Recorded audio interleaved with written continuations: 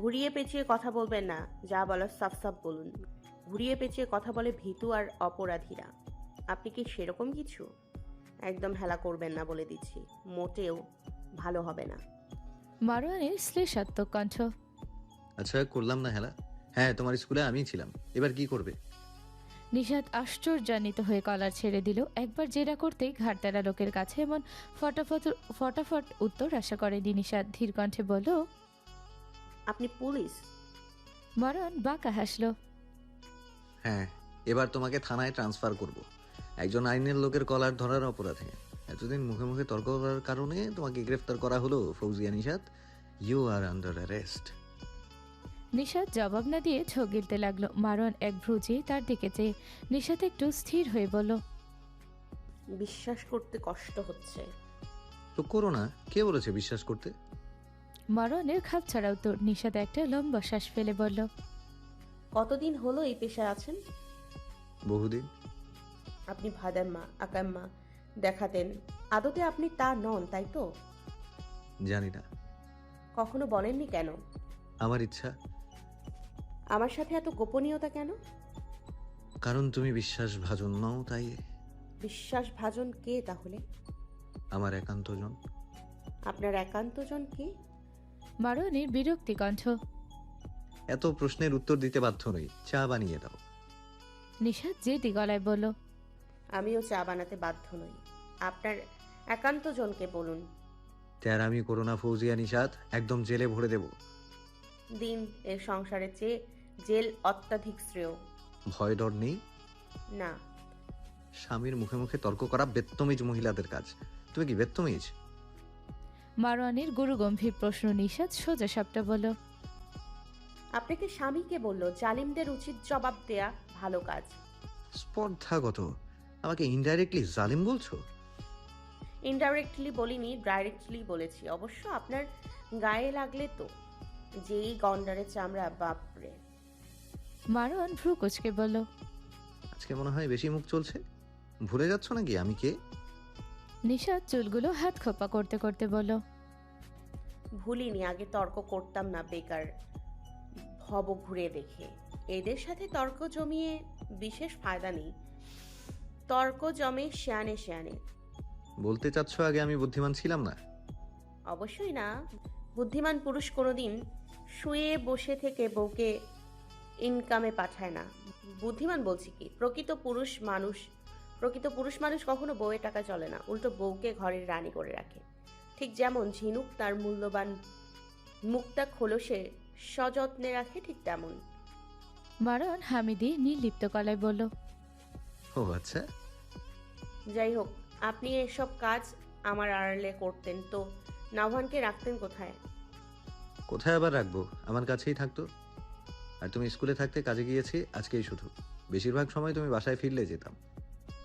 ওই আজ তো দেখলাম না। আজকে ছেলেকে কোথায় রেখেছিলেন?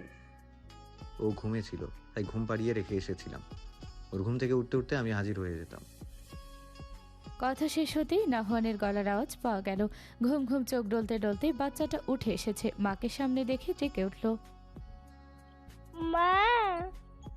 নিশাত এগিয়ে এসে ছেলেকে কোলে নিয়ে গালে ওষ্ঠ চেপে ধরে বলল, আমার ছানার ঘুম ভেঙেছে? নাহওয়ান নিশাতের ঘাড়ে মাথা ফেলে ঘুম ঘুম গলায় বলল, বাঙ্গিতে শুশু করবো। চলুন চলুন, হিস করিয়ে দিই। নিশাত ছেলেকে নিয়ে রান্নাঘর থেকে বেরোতে নিলেই পেছন থেকে মারওয়ান বলে উঠল, মিসেস মারওয়ান, এক কাপ মশলাদার চা পেতে পারি? সম্বোধনে নিশাতের চলন্ত পাজরা থেমে গেল মুহূর্তেই। চেহারায় ফুটে উঠল কিংকর্তব্য বিমূঢ়তা নাকি প্রশান্তি বোঝা গেল না। বিস্মিত নেত্রে কেবল মাথা নাড়ালো। আজকে মানহার ইয়ার ফাইনাল এক্সাম শুরু হয়েছে। ইহাব মানহার কলেজের সামনে বাইকে হেলান দিয়ে দাঁড়িয়েছে। গেট দিয়ে ঢুকতে বেরোতে প্রায় সকলের চক্ষু তার উপরে পড়েছে। পড়াটাই স্বাভাবিক, স্বয়ং চেয়ারম্যান পুত্রীর পদধূলি পড়েছে কলেজ প্রাঙ্গণে। এটা তো খুশির সংবাদ। অধ্যক্ষ মহোদয়ের সাথে মোলাকাত করে এসেছে ইহাব। তিনি ইহাবের ব্যাপারে হৃদ্যতা প্রকাশ করেছেন। ইহাব বেশিক্ষণ থাকেনি, পরিকল্পনা করেছে মানহাকে নিয়ে এখান থেকে শ্বশুরবাড়ি যাবে। যেহেতু মানহার ক্যাম্পাসের কাছেই তাদের বাড়ি, তাই একবার দেখা করে দিয়ে আসা দরকার। অনেক দিন কাউকে জানানো হয় না। ইস, মারণটা যদি থাকতো তাহলে একেবারে জমে যেত। ভাবনার মাঝে মানহাকে দৃষ্টিগোচর হলো তার। নিকাব থাকায় মানহার ভাবমূর্তি বোঝা যাচ্ছে না, তবে ইহাবের কেন যেন মনে হচ্ছে পরীক্ষা ভালো হয়নি মানহার। মানহা এগিয়ে এসে বলল, আপনাকে চলে যেতে বলেছিলাম না? তুমি যেতে বললে আমি যাবো কেন? আমার মর্জি। মানহা গম্ভীর স্বরে বলল, এখানে দাঁড়িয়ে দাঁড়িয়ে নারীদের দর্শন দিচ্ছেন, সেটা বললেই তো হয়। মহিলা কলেজের সামনে আপনার দাঁড়িয়ে থাকতে হবে কি জন্য? অন্য কোথাও দাঁড়ানোর জায়গা ছিল না? ইহাব সানগ্লাসটা খুলে বলল, আর ইউ জেলাস? না, স্বামীর জন্য জেলাস হব না, হব অন্য বেড়ার জন্য। যত সব সিনেমার ডায়লগ মারাইতে আসে আমার সামনে। ইহাব হতবাক হয়ে বলল, এসব কি ভাষা? তুমি এমন ভাষা ইউজ করো? কেন? এসব ভাষা কি কারোর জন্য দলিল করা যে আমি বলতে পারবো না? সরুন সামনে থেকে। মটকা গরম থাকলে আমি সব ভাষায় কথা বলি, তাই যথাসম্ভব দূরত্ব বজায় রাখুন। যে কোনো সময় মটকা ফেটে যেতে পারি। মটকা ফেটে গেলে ব্রেনও নিশ্চয়ই ফেটে যাবে। ভালোই হবে, এরকম আনরোমান্টিক ব্রেনের প্রয়োজন নেই। মানহা রাগে কথা বলতে ভুলে গেল। সিরিয়াস সময় এমন ইত্রামি কার ভালো লাগে? খিটখিটে মেজাজে বলল, আপনি ভালো হবেন না? ইহা বাইকে বসে বলল, আমি খারাপ হলাম কবে? আমি সিরিয়াস কথা বলছি। আমি তো সিরিয়াসলি বলছি। কেন, তোমার মনে হচ্ছে না? কাছে আসো, মটকা ফাটিয়ে দিই। ছু মন্তর ছু, কালিকুত্তার গো, লাগ ভেলকে লাগ, দ্রুত মটকা ফাট। মানহা আর এক মুহূর্ত দাঁড়িয়ে না থেকে রাগান্বিত হয়ে হেঁটে যেতে লাগলো। পথিমধ্যে তার ক্লাসের এক মেয়ের কথাই থেমে যেতে বাধ্য হলো। চেয়ারম্যান বাড়ির বউ হয়ে ভাবের ঠেলায় পা মাটিতে পড়ে না। না চাই তো পেয়ে গেছে, তো তাই মূল্য দেয় না। আমার জামাই এত কেয়ারিং, মজার হলে আমি তো মাথায় করে রাখতাম। এই জন্যেই ছোট বাড়ির মেয়ে বড় বাড়িতে বউ করা উচিত না। বেশি পেয়ে এরা ডাপটে পা ফেলে না। ঢং দেখলে বাঁচি না। ইহাবের কর্ণকুহরে কথাটা পৌঁছাতেই চোখ মুখ ক্রোধে লাল হয়ে উঠল। তৎক্ষণাৎ সেদিকে ঘুরে বলল, বাঁচতে বলেছে কে? মরে যান। বিশ্বাস করুন, মানহার ঢঙ্গে যদি আপনি মরেন, তাহলে আমি নিজ দায়িত্ব ওকে আরও ঢং শেখাবো। ঢঙের বদলতে আপনাদের মতো দু চারটা মরলে তার আরও সব হবে। আমি চেয়ারম্যান পুত্র ইহা ভুইয়া বলছি। সমাজ থেকে এরকম বিষাক্ত কীট দূর করার দায় মিসেস আফরিনকে পুরস্কারে ভূষিত করব। মাইন্ডেড।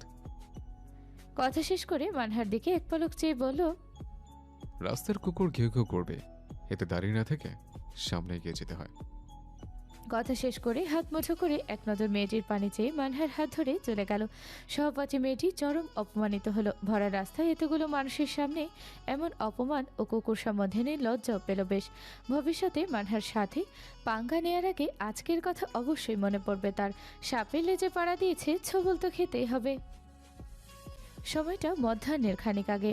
নিশাত বাজারে গিয়েছে। গতকাল মারোয়ার নিজ থেকে হাতে টাকা ধরিয়ে বলেছে যা ইচ্ছে হয় কিনে আনতে।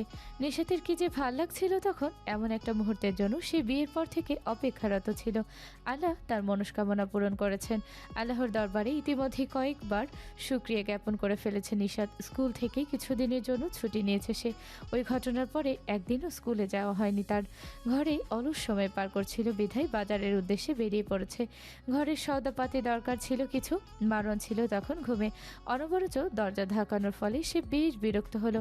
এই সময়ে এমন বুলডোজার চালাচ্ছে কে দরজার ওপর? নিশাত তো এমন কাণ্ডজ্ঞানহীনের মতো দরজা ধাকায় না। নিশ্চয়ই দারুণ, নয়তো ময়লাওয়ালা এসেছে। এরা এমনভাবে দরজা ধাকাবে যেন পারে না দরজা ভেঙে ঘরের ভেতর ঢুকে যায়। মারণ বিরক্তিকর চেহারা বানিয়ে দরজা খুলে দিতেই গায়ের ওপর হুড় মিলিয়ে কিছু পড়ল। আসসালামু আলাইকুম শালা ব্রো, দিনকাল কেমন যায়? মারোয়ার বজ্রাঘাত পড়া নেই হা করে তাকিয়ে আছে, মুখে রানী। ইহাব জোরসে ধরায় হাড্ডিগুলো একত্র হওয়ার জোগাড়। ইহাব একটা অকল্পনীয় কাণ্ড ঘটিয়ে ফেলেছে। শ্বশুর বাড়ি থেকে সোজা মারণদের বাড়িতে হাজির হয়ে গেছে। মানহা ভাইকে দেখে এগিয়ে এলো।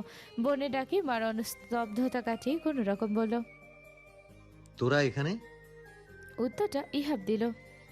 মিস করছিলাম ব্রো। মারণ গম্ভীর সুরে বলল। বাসা চিনলি কিভাবে? ইহাব মারণকে ঠেলে ভিতরে ঢুকতে ঢুকতে বলল, আরে এটা আমার জন্য কোনো ব্যাপার হলো? ইহাবস কেরামতি বস। মানহা ভাইয়ের কুঞ্জিত চেহারা দিকে চেয়ে বলল, ভাইয়া, তিনি মজা করছেন। ঠিকানা আব্বা দিয়েছেন। মারণ মুখ টান টান করে বলল, ভেতরে আয়, তোর ভাবি বাজারে গেছে, আসলে গেট খুলে দিস। আমার ঘুম হয়নি এখনো, খবরদার ডিস্টার্ব করবি না। আর তোর পাশেরটাকে বলিস দরজার পাশে ময়লার বালতি রাখা আছে, ওটা নিচে ফেলে আসতে। এসেছে যেহেতু শখ মিটিয়ে যাক। বলে গটগট পায়ে প্রস্থান করলো। মানহা আহামকের মতো দাঁড়িয়ে রইল। ইহা পিছন থেকে চিল্লিয়ে বলল। মেহমান দিয়ে ময়লা ফেলে কে ভাই? ঘর থেকে মারওয়ানের আওয়াজ ভেসে এলো। মেহমানকে? ইহাবের ছটফটে উত্তর। মেহমান কি মানে? আমি কি? অফকোর্স, উড়ে এসে জুড়ে বসা মাল। এত বড় কথা? এক্ষুনি চলে যাব, কেউ আটকাতে পারবে না বলে দিচ্ছে। মারওয়ান রুম থেকেই বলল। হ্যাঁ, তোকে আটকাতে দরজার পাশে বিল গেটস বসে আছে। ইহাব মুখ লটকে জোরে বলল। একবার বেরিয়ে গেলে আর আটকানো যাবে না কিন্তু। মারওয়ান রুম থেকে বেরিয়ে এসে সটান দাঁড়িয়ে বলল। কে আটকাবে শুনি? ইহাব মুখ ভার করে বলল। জানি না, তবে যেই আটকাক আমি থাকবো না। মারওয়ান ভ্রু কুচকে বলল। আশ্চর্য, তোকে আটকাচ্ছে কে? মেহমানকে এত অপমান আল্লাহ সইবে না। মেহমান? আমি তো দেখছি আজ তো এক গার্বেজ। শোন, ময়লা ফেলতে নিচে গেলে নিজেকেও ফেলে আসিস। উদাই সকাল সকাল চোখ মুখ দুটোই নষ্ট হলো। কথা শেষ করে এক মুহূর্ত দাঁড়িয়ে না থেকে আবারও রুমে চলে গেল। ইহা প্রত্যুত্তর করতে যাচ্ছিল, অমনি মানহা পাশের রুমে টেনে নিয়ে গেল। এরা দুটো এক হলেই সাপ বেজির মতো কামড়াকামড়ি শুরু করে। বাপ রে! রান্নাঘরে নিশাতের সাথে হাতে হাতে কাজ করছে মানহা। নিশাত বাজার থেকে এসে মানহাদের দেখে অবাকের সাথে সাথে খুশিও হয়েছে বেশ। এই প্রথম মানহা তাদের বাসায় এসেছে, খুশি না হয়ে উপায় আছে? ভাগ্যিস নিশাত বাজারে গিয়েছিল, নয়তো মেহমানদের কি দিয়ে আপ্যায়ন করতো। আল্লাহ তাআলা মেহমান পাঠাবেন বলেই বোধহয় আজ বাজারে গিয়েছিল সে। আলহামদুলিল্লাহ। চুলে শুটকি ভুনা করেছে নিশাত। মানহা রোস্টের জন্য চিকেন ম্যারিনেট করে রাখছে। আশেপাশে পানি ঝরতে পোলাওয়ের চাল ধুয়ে রেখেছে। মানহা চিকেন ম্যারিনেট করে চাপা দিয়ে রাখলো। তারপর নিশাদের দিকে ফিরে বলল। ভাবি, সংসার করা অনেক ঝামেলা। নিশাত কড়াই ঢাকনা দিয়ে বলল। সব কিছুই ঝামেলা বোন, ঝামেলা ছাড়া কোনো কাজ হয়? সেটা ঠিক বলেছো, তবে আমার মনে চাই সারাদিন ঘুমিয়ে থাকি, কিন্তু সেটা অসম্ভব। নিশাত বেসিনে হাত ধুয়ে বলল। তোমার শ্বশুর শাশুড়ি ননদ কেমন আছেন? আলহামদুলিল্লাহ, সবাই ভালো। একদিন তোমার শ্বশুর বাড়ি যাবো বুঝলে।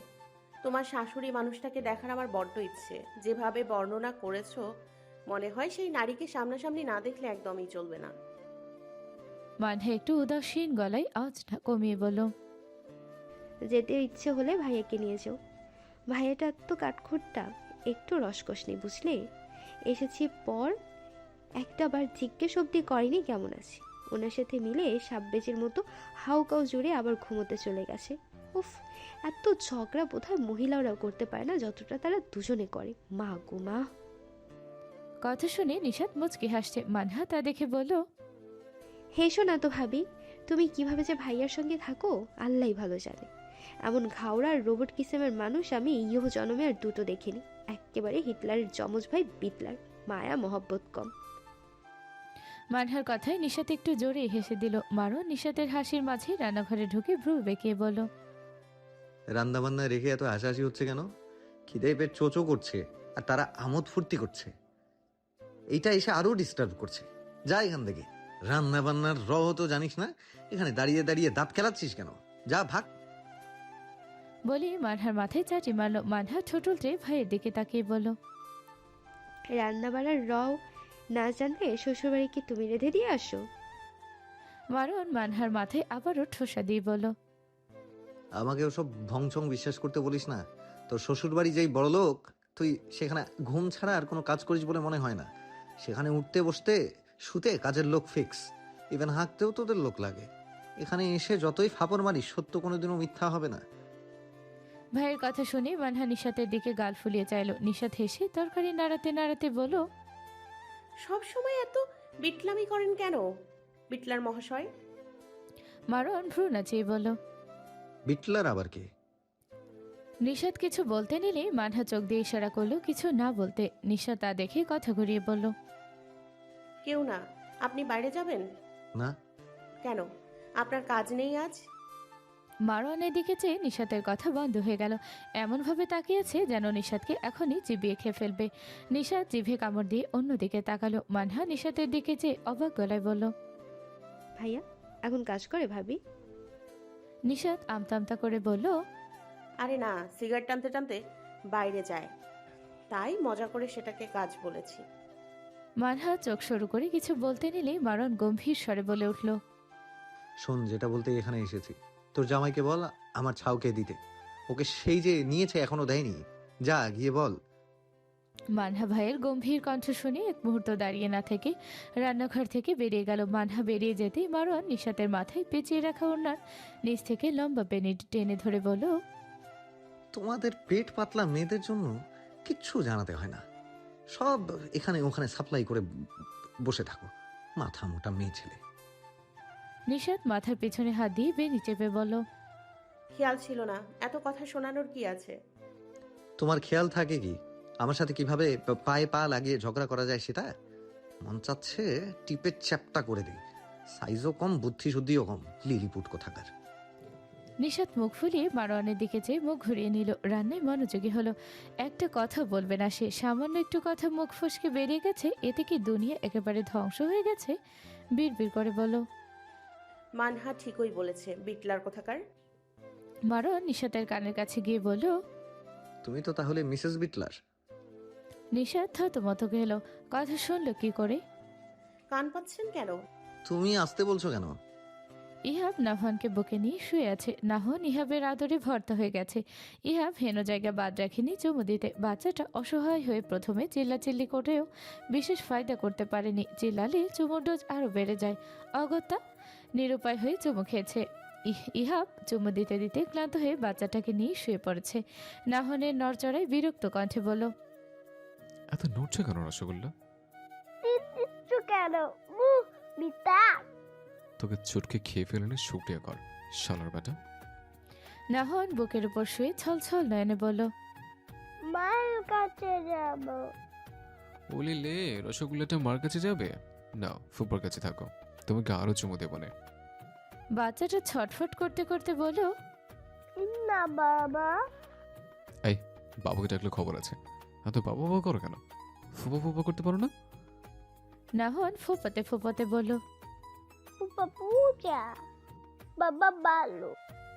চুপ, তোমার বাবা একটা গোয়ার, যেটা নিজে ভাববে ওটাই সঠিক, আর বাকিদের আবেগ অনুমতি সব ব্যাঠিক। নাহন কিছু বুঝতে না পেরে ঠোঁট দুটো ফুলিয়ে ফেলল। ইহাব ওই ফুলো ঠোঁটে আবারও চুমু দিল।